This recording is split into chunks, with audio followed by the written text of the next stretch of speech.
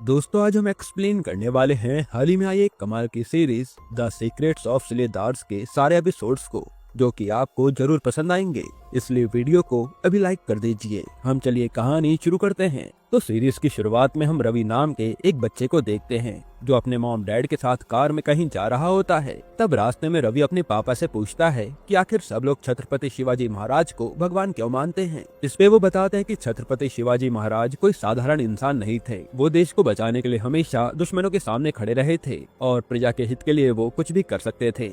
ये सब सुनने के बाद रवि की नजरों में छत्रपति शिवाजी महाराज के लिए इज्जत और बढ़ जाती है। यहाँ ये लोग बातें कर ही रहे होते हैं, तभी पीछे से एक ट्रक रवि की कार को टक्कर मारने लगता है, जो रवि के डैड देखकर काफी घबरा जाते हैं। तब वो ट्रक एक ही टक्कर में रवि की कार को नदी में गिरा देता है। तब रवि के पापा कैसे भी करके रवि को कार से बाहर निकालते हैं, मगर वो चाहकर भी खुद को और अपनी पत्नी को कार से बाहर नहीं निकाल पाते और पानी में डूबने की वजह से उन दोनों की मौत हो जाती है। फिर हमें कई साल बाद का सीन दिखाया जाता है। रवि अब बड़ा हो चुका है, जो अपने दोस्त आदि के साथ रायगढ़ किले पर ट्रैकिंग कर रहा होता है। रवि के मॉम डैड जाने के बाद आदि ही उसके लिए सब कुछ था और वह आदि को अपने छोटे भाई की तरह मानता था। फिर काफी मेहनत के बाद वो लोग किले पर चढ़ जाते हैं। असल में रवि को छत्रपति शिवाजी महाराज के प्रति काफी ज्यादा दिलचस्पी होती है, इसलिए वो हमेशा उनके नए नए किलों पर जाकर ट्रैकिंग किया करता था। अब जब रवि और आदि किले पर होते हैं, इतने में उन्हें प्रियल का कॉल आता है। प्रियल एक लॉयर थी जो उन्हें बताती है कि आज दीक्षित सर का इंटरव्यू होने वाला है, तुम्हें भी उनका इंटरव्यू देखने आना चाहिए। दूसरी तरफ हम दीक्षित सर को देखते हैं, उनकी भी नजर रवि के ऊपर होती है। वो ज्यादातर यूट्यूब पर रवि के व्लॉग्स देखा करते थे। इससे हमें पता चलता है कि उनका जरूर रवि से कोई न कोई कनेक्शन है। जिसके बाद दीक्षित एक मंदिर में जाते हैं और वहाँ उनसे मिलने प्रशिक नाम का एक आदमी आता है। मंदिर में दीक्षित प्रशिक से कहते हैं कि मुझे कैंसर है और मैं ज्यादा से ज्यादा 6 महीने जिंदा रह सकता हूँ, इसलिए हमें जल्दी से खजाने की जिम्मेदारी नए शिलेदार के हाथों में सौंपनी होगी।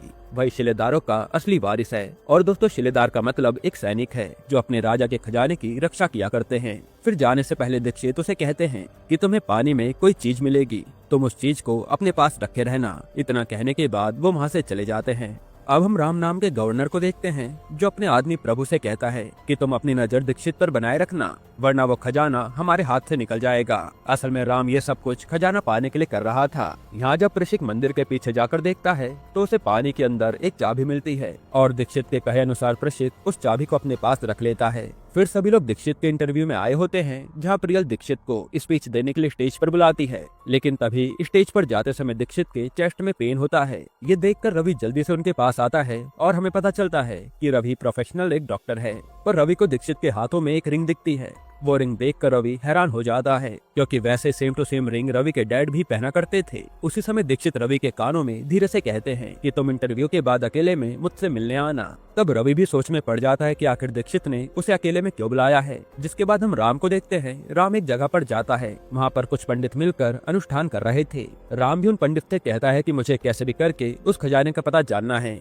खजाने का पता लगाने में मेरी मदद सिर्फ मेरे पूर्वज कर सकते हैं। तुम लोग कैसे भी करके मेरे पूर्वजों की आत्मा से खजाने का पता लगवाओ। अब रात के समय रवि दीक्षित से मिलने उसके चैम्बर में आता है। साथ ही प्रभु के आदमी भी रवि को दीक्षित के चैम्बर में जाते समय देख लेते हैं और वो लोग जल्दी से ये बात प्रभु को बताते हैं। दूसरी तरफ दीक्षित रवि को एक डायरी दिखाता है। उस डायरी में रवि के बचपन की सारी तस्वीरें थी। रवि भी ये देखकर शॉक्ड हो जाता है कि मेरे बारे में ये कैसे जानते हैं। तब दीक्षित उसे बताता है कि तुम्हारे पापा एक शिलेदार थे। खजाने को पाने के लिए कुछ लोगों ने तुम्हारे पापा को मार दिया था और अब से उस खजाने की रक्षा की जिम्मेदारी तुम्हारे ऊपर है। यहाँ रवि को उनकी बातों पर यकीन नहीं हो रहा था। तभी दीक्षित के चैम्बर में प्रभु के 2 गुंडे आ जाते हैं। वो दोनों गुंडे दीक्षित से कहते हैं कि हम आपके चैम्बर की वायरिंग ठीक करने आए हैं। पर दीक्षित के काफी मना करने के बाद भी वो गुंडे जबरदस्ती उनके चैम्बर की वायरिंग ठीक करने लगते हैं। यहाँ दीक्षित भी समझ जाता है कि जरूर किसी ने उन दोनों को उनके ऊपर नजर रखने के लिए भेजा है, इसलिए वो जल्दी से रवि को वो डायरी देकर घर भेज देता है। लेकिन जब तक दीक्षित खुद वहाँ से जा पाते, उससे पहले प्रभु उनके चैम्बर में आ जाता है। तब प्रभु और उसके आदमी मिलकर दीक्षित को मार डालते हैं। फिर अगले दिन इंस्पेक्टर मित्रा को दीक्षित की लाश कोर्ट में लटकी हुई मिलती है। तब कोर्ट का सीसीटीवी चेक करने पर मित्रा को रवि के बारे में पता चलता है और मित्रा को रवि पर शक होने लगता है कि रवि ने दीक्षित का मर्डर किया होगा, क्योंकि सीसीटीवी में रवि के अलावा कोई दिख नहीं रहा था। इसी वजह से वो रवि के घर आ जाता है और दीक्षित के मर्डर के बारे में बताता है। रवि भी उनकी मौत के बारे में सुनकर काफी घबरा जाता है कि ऐसा कैसे हो गया। यहीं पर एपिसोड 1 खत्म होता है। एपिसोड 2 की शुरुआत में मित्रा रवि को अपने साथ पूछताछ करने के लिए थाने लेकर जाता है और और मित्रा को रवि पर पूरा शक था कि उसने दीक्षित का खून किया है। इसलिए मित्रा उससे पूछता है कि आखिर तुमने दीक्षित को क्यों मारा। तब रवि कहता है कि मैंने दीक्षित सर को नहीं मारा है, बल्कि दीक्षित सर ने मुझे खुद अपने ऑफिस में बुलाया था। पर रवि के काफी कहने के बाद भी मित्रा को उसकी बातों पर यकीन नहीं हो रहा था। तभी पुलिस स्टेशन में प्रियल आती है और वो मित्रा से कहती है कि आप बिना किसी सबूत के रवि पर इल्जाम नहीं लगा सकते। तब मित्रा के पास कोई सबूत न होने के कारण उसे रवि को छोड़ना पड़ता है। अब पुलिस स्टेशन से निकलने के बाद रवि प्रियल से कहता है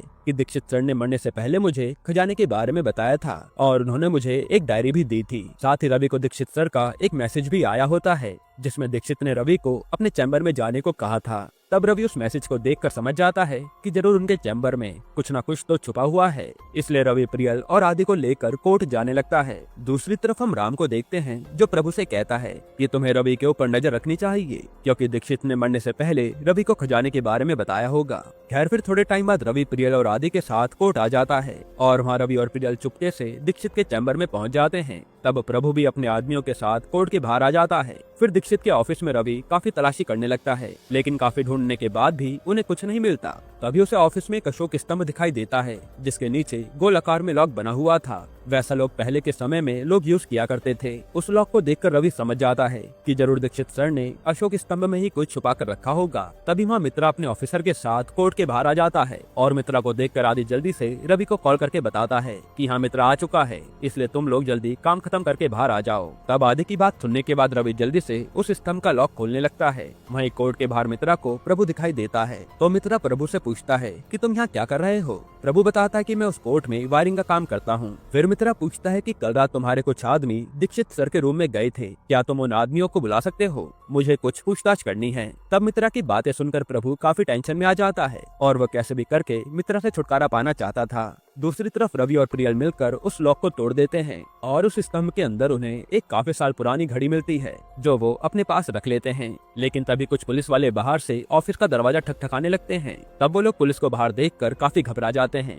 और रवि जल्दी से आदि को कॉल करके कोर्ट के पीछे आने को कहता है। साथ ही ऑफिसर मित्रा को भी कॉल करके बता देते हैं कि कुछ लोग दीक्षित के चैम्बर में घुसे हुए हैं। ये सुनने के बाद मित्रा भी उस तरफ आ जाता है। फिर पुलिस दरवाजे को तोड़कर अंदर आने की कोशिश करती है, लेकिन जब तक पुलिस वाले अंदर आते तब तक रवि और प्रियल ऑफिस की खिड़की से कूदकर जा चुके थे। हालांकि उन्हें जाते हुए मित्रा दूर से देख लेता है और वो अपने ऑफिसर्स को उनका पता लगाने को कहता है। जिसके बाद एक जगह अवार्ड्स का कार्यक्रम चल रहा था तो ये अवार्ड लेने के लिए प्रताप नाम के आदमी को स्टेज पर बुलाया जाता है और राम भी उस अवार्ड फंक्शन में बैठा हुआ था। तब प्रताप स्टेज पर आकर कहता है कि मैं छत्रपति शिवाजी महाराज के उसूलों पर चलता हूँ। उन्होंने हमारे देश को एकजुट करने के लिए बहुत कुर्बानी दी है। मैं उसी दिन ये अवार्ड लूंगा जिस दिन हमारे देश में सभी लोग एकजुट हो जाएंगे, कोई भी जाति के नाम पर भेदभाव नहीं करेगा। जो सुनकर सभी लोग प्रताप के लिए तालियां बजाते हैं। फिर रात में रवि, आदि और प्रियल एक ढाबे पर बैठे होते हैं। वहाँ रवि को उस घड़ी के अंदर एक पेपर मिलता है और उस पेपर पर इनविजिबल इंक से कुछ लिखा हुआ था। जब रवि उस पेपर के ऊपर थोड़ा सा पानी डालता है तब उसे एक नंबर दिखाई देता है। उस नंबर को देखकर रवि कुछ समझ नहीं पाता। तब आदि उस नंबर को गूगल पर सर्च करता है। तब उन्हें पता चलता है कि ये कोई नंबर नहीं बल्कि एक जगह के कोऑर्डिनेट्स हैं। असल में ये लोकेशन मुंबई में प्रिशिक की दुकान की थी। तब रवि फैसला करता है कि वो लोग मुंबई जाकर प्रिशिक से जरूर मिलेंगे। इसलिए ये तीनों अपनी कार को ढाबे के बाहर ही छोड़कर बस से मुंबई के लिए निकल जाते हैं। फिर अगली सुबह वो तीनों प्रिशिक की दुकान पर पहुंच जाते हैं और प्रिशिक उन्हें देखकर समझ जाता है कि ये लोग खजाने के बारे में पूछने आए हैं। इसी वजह से वो उन्हें अपनी दुकान के अंदर लेकर जाता है। लेकिन उसी समय प्रभु के गुंडे भी वहाँ जाते हैं। तब वो गुंडों उन तीनों को पकड़ने की कोशिश करते हैं, लेकिन वो तीनों उन गुंडों से अपनी जान बचाकर भागने लगते हैं। साथ ही प्रभु भी उन्हें पकड़ने लगता है और वो गुंडों उन्हें मारने के लिए उन पर गोली भी चलाते हैं। पर प्रिशिक उन तीनों को जल्दी से अपनी कार में बैठाकर वहाँ से चला जाता है। दूसरी तरफ मित्रा अपने ऑफिसर्स को रवि की कार का पता लगाने को कहता है। फिर थोड़े टाइम बाद प्रिशिक उन तीनों को अपने घर पर लाता है और घर पर वो लोग प्रिशिक को वही घड़ी दिखाते हैं। तब प्रिशिक उन्हें बताता है कि ये घड़ी खजाने की चाबी है। कई साल पहले दीक्षित सर ने मुझे एक जगह पर खुदाई करने का काम दिया था और खुदाई करते समय मुझे वहाँ ये घड़ी मिली थी। दीक्षित सर भी इस घड़ी को देखकर समझ गए थे कि ये घड़ी छत्रपति शिवाजी महाराज के समय की है। पर कुछ लोग उस खजाने को पाने के लिए हमारा पीछा करने लगे थे और उन गुंडों ने खजाने के लालच में मेरे परिवार को भी मार दिया था, जिसके बाद मैं अकेला पड़ गया और मुंबई आकर रहने लगा। फिर वो रवि को उस मंदिर में मिली हुई चाबी देते हुए कहते हैं कि आज से तुम महाराज के खजाने के रक्षक हो। तुम्हारे पिता ने खजाने को बचाने के लिए अपनी जान दे दी थी और तुम्हें भी अपने पापा की तरह खजाने की रक्षा करनी होगी। तब रवि ये देखकर पहले तो शॉक्ड हो जाता है और अपने पापा को याद करके वो भी ठान लेता है कि कि वो जरूर उन गुंडों से खजाने की रक्षा करेगा। तभी हम प्रियल को देखते हैं जो अकेले में जाकर ये सारी बात राम को बता देती है। असल में प्रियल एक अंडरकवर ऑफिसर थी जो राम के कहने पर रवि की मदद करने का नाटक कर रही थी। यहीं पर एपिसोड 2 खत्म होता है। एपिसोड 3 की शुरुआत में रवि को अपने मॉम डैड की काफी ज्यादा याद आ रही थी। इतने में प्रशिक रवि से आकर कहता है कि हमें खजाने को खोलने के लिए 3 चाबी की जरूरत होगी। एक चाबी तुम्हारे पास है, दूसरी चाबी शायद से उन लोगों के पास है जिन्होंने तुम्हारे मॉम डैड को मारा था, और हमें तीसरी चाबी को भी ढूंढना होगा। तब रवि प्रशिक से कहता है कि दीक्षित सर ने मरने से पहले मुझे एक डायरी दी थी, और वो प्रशिक को वो डायरी दिखाता है। तब प्रशिक को वो डायरी काफी अजीब लगती है, इसलिए वो उसे फाड़ कर देखने लगता है, और डायरी को फाड़ने पर उन्हें उसमें एक जगह का मैप मिलता है। वहीं हम मित्रा को देखते हैं जो अपने ऑफिसर के साथ उस ढाबे पर आ जाता है जहाँ रवि ने अपनी कार छोड़ दी थी। उस कार के अंदर मित्रा को एक ट्रैकर लगा हुआ दिखता है। इसका मतलब कोई और आदमी भी रवि की कार का पीछा कर रहा था। तब ऑफिसर्स उसे बताते हैं कि रवि और उसके दोस्त बस में बैठकर मुंबई गए हैं। ये सुनने के बाद मित्रा भी अपने साथियों के साथ मुंबई जाने लगता है। यहाँ प्रशिक के घर पर वो लोग उस मैप को समझने की कोशिश कर रहे थे, और उस मैप के जरिए उन्हें तीसरी चाबी के बारे में पता चलने वाला था। लेकिन मैप में उन्हें कुछ भी समझ नहीं आ रहा होता कि उन्हें कहाँ जाना है। तभी रवि उन सभी से कहता है कि ये मैप किसी जगह का नहीं बल्कि अंडरग्राउंड पाइपलाइन का है। इसका मतलब खजाने की चाबी किसी जमीन के नीचे छुपी हुई है। साथ ही मैप पर किंग एडवर्ड का स्टैंप है, और वर्ल्ड वॉर 1 से पहले किंग एडवर्ड आखिरी बार इंडिया के राजभवन में आके रुके थे। इसका मतलब है कि हमें राजभवन जाना होगा। तब रवि के कहने पर सभी लोग राजभवन जाने के लिए तैयार हो जाते हैं, लेकिन राजभवन के अंदर जाने के लिए उन्हें पासेस की जरूरत थी। इस पे प्रियल कहती है कि तुम लोग चिंता मत करो, मैं तुम्हें राजभवन के अंदर ले जाऊंगी, क्योंकि प्रियल राम से पासेस लेने वाली थी। फिर थोड़े टाइम बाद वो राजभवन के बाहर आ जाते हैं, तो प्रियल के पास राजभवन के पासेस होते हैं, जिसकी मदद से प्रियल, रवि और प्रशिक भवन के अंदर चले जाते हैं। दूसरी तरफ आदि भवन के बाहर कार में बैठकर उन्हें लोकेशन बता रहा था, जिसके बाद हम राजभवन के हॉल में सभी लोगों को बैठे हुए देखते हैं, और उन सभी लोगों के साथ राम भी बैठा हुआ था। फिर यहाँ काफी खोजबीन करने पर उन्हें सर देशमुख के तस्वीर के हाथों पर वही रिंग दिखती है, जो रिंग सभी शिलेदारों के हाथों पर थी। ये देखकर वो लोग समझ जाते हैं कि सर देशमुख के कैबिन में उन्हें तीसरी चाबी का राज पता लग सकता है। फिर कॉल पर रवि आदि से सर देशमुख के कैबिन का लोकेशन पूछता है। आदि उसे कहता है कि भवन के ऊपर वाली लाइब्रेरी में उन्हें सर देशमुख का कैबिन मिल जाएगा। तब वो तीनों लाइब्रेरी की तरफ जाने लगते हैं, लेकिन लाइब्रेरी में जाते समय एक पुलिस ऑफिसर प्रियाल को देख लेता है, पर जब तक वो ऑफिसर रवि और प्रशिक को देख पाता, उससे पहले वो दोनों लाइब्रेरी में छुप जाते हैं, और वो ऑफिसर प्रियल को अपने साथ नीचे हॉल में लेकर जाता है। फिर मौका मिलते रवि और प्रशिक उस कैबिन में घुस जाते हैं, और कैबिन में उन्हें संत तुकाराम की तस्वीर मिलती है। वहाँ प्रशिक रवि को बताता है कि संत तुकाराम छत्रपति शिवाजी महाराज के बहुत ईमानदार आदमी थे, और छत्रपति शिवाजी महाराज भी उनके विचारों को बहुत पसंद किया करते थे। दूसरी तरफ भवन के हॉल में राम अपना स्पीच दे रहा होता है। वहीं रवि और प्रशिक को कैबिन में तलवार और कवच दिखता है। उस कवच पर 2 तलवार लगी हुई थी। रवि को लगता है कि ये तलवार खींचने से कोई ना कोई रास्ता जरूर मिलेगा, इसलिए वो एक एक करके दोनों तलवार खींचता है, पर उसके बाद भी कुछ नहीं होता। तब रवि प्रशिक से कहता है कि हम दोनों को मिलकर तलवार खींचनी चाहिए। इस पे वो दोनों मिलकर तलवार खींचते हैं, जिससे उनके सामने एक दरवाजा खुलता है। तो वो दोनों धीरे से उस सुरंग में घुस जाते हैं, जिसके बाद उन्हें सुरंग की दीवार पर तलवार और भाले का प्रिंट बना हुआ दिखता है, और वो प्रिंट लगभग सभी दीवारों पर बना हुआ था। तभी हम प्रभु को देखते हैं, जो राम के कहने पर राजभवन में आया हुआ था, और प्रभु को देखकर आदि भी काफी ज्यादा घबरा जाता है। अब जब रवि सभी पत्थरों को अच्छे से चेक कर रहा होता है, उसी समय वो देखता है कि 2 पत्थर पर अलग अलग निशान बने हुए हैं। तब रवि और प्रशिक उन दोनों निशानों के पत्थर को एक साथ दबाते हैं, जिसके कारण उनके सामने एक सुरंग खुल जाती है, और उस सुरंग के अंदर उन्हें एक चमकता हुआ बॉक्स मिलता है। तब वो दोनों मिलकर उस बॉक्स को अपने साथ ले जा रहे होते हैं। इतने में उनके सामने प्रभु आ जाता है, जो उन दोनों से बॉक्स छीनने की कोशिश करने लगता है, लेकिन ये लोग भी बॉक्स के लिए प्रभु से लड़ जाते हैं। शुरुआत में तो प्रभु उन दोनों को बहुत मारता है, पर आखिर में प्रशिक प्रभु के पेट में भाला घुसाकर उसे मार डालता है। फिर प्रभु को मारने के बाद वो दोनों बाहर जाने लगते हैं। उसी समय राम प्रियल के सर पर गन रखकर उनके पास आता है।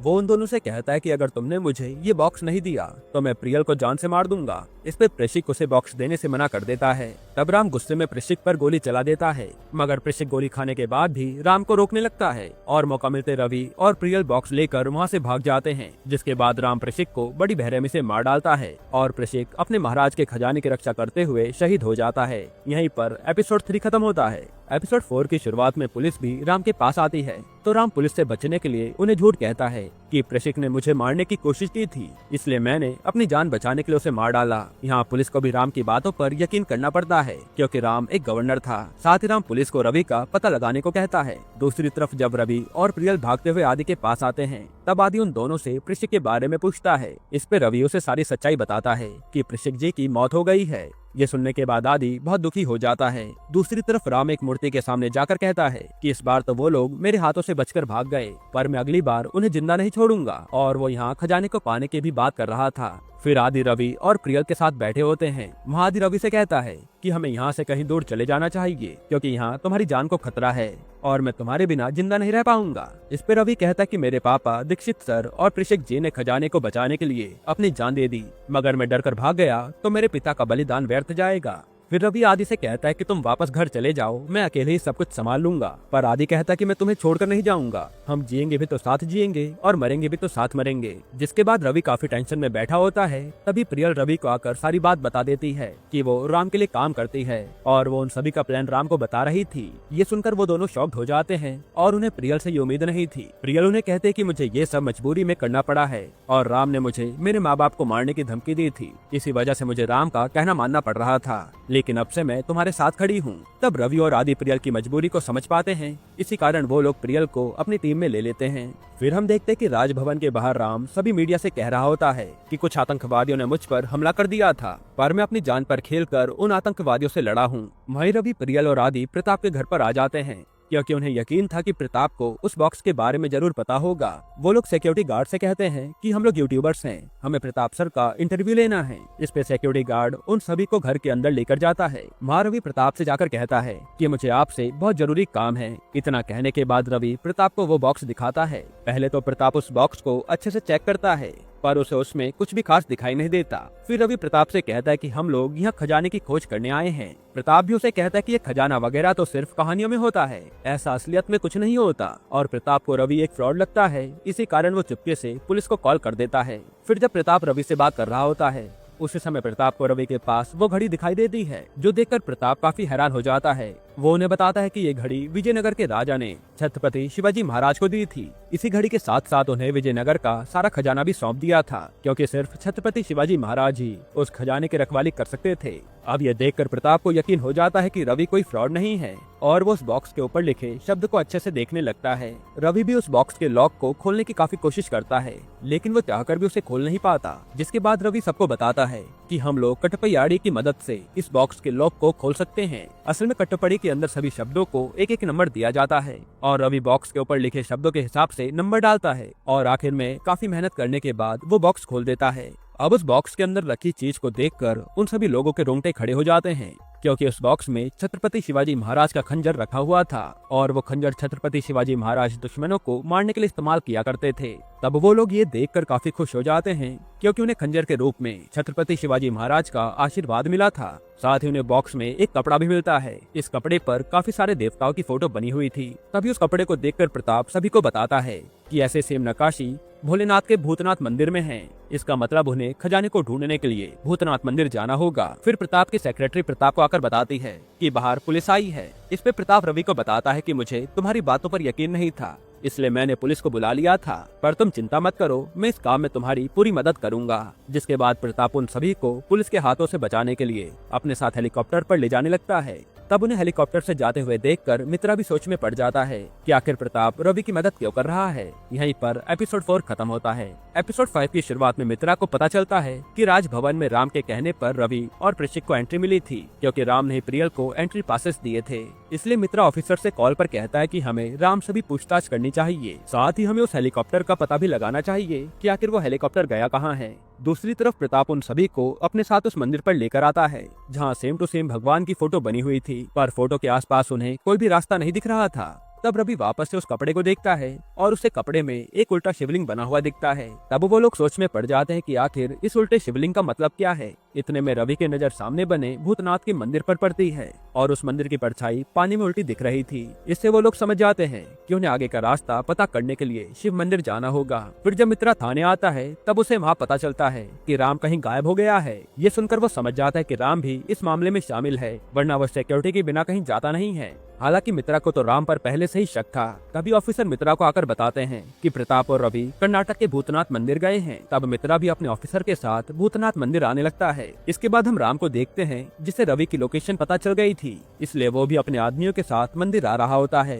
फिर प्रताप, रवि और उसके दोस्त इस भूतनाथ मंदिर के शिवलिंग के पास जाते हैं और उस शिवलिंग पर काफी सालों से पानी नहीं गिरा होता, इसलिए वो लोग शिवलिंग के पानी की जगह को ढूंढने लगते हैं जहाँ से पानी बाहर जाता था। तब थोड़ी देर में उन्हें वो जगह मिल जाती है जहाँ रवि को एक शंख मिलता है। उस शंख पर लिखा था कि जो जहाँ से आया है वहीं जाएगा और विष्णु जैसा राजा मेरा भाई कहलाएगा। ये एक तरह की पहेली थी। तब ये देखने के बाद प्रताप उन्हें बताता है कि थोड़ी दूरी पर विष्णु भगवान की एक गुफा है, वो महाराज कीर्तिवान के भाई ने बनवाई थी। तब प्रताप के कहने पर वो सभी लोग उस गुफा की तरफ जाने लगते हैं। साथ ही राम भी अपने आदमियों के साथ मंदिर के पास आ जाता है। वहीं रास्ते में जाते समय प्रताप काफी ज्यादा थक जाता है, इसी वजह से वो रवि और उसके दोस्तों को आगे बढ़ने को कहता है। फिर गुफा की तरफ जाते समय रवि, प्रियल और आदि पर राम के आदमी हमला कर देते हैं, तो वो तीनों राम के आदमियों से लड़ने लगते हैं। लेकिन तभी राम उन तीनों पर गन तान देता है। तब तीनों को न चाहते हुए भी राम की बात माननी पड़ती है। फिर राम उनसे पूछता है कि आखिर खजाना कहाँ है। तब पहले तो वो लोग खजाने के बारे में बताने से मना कर देते हैं,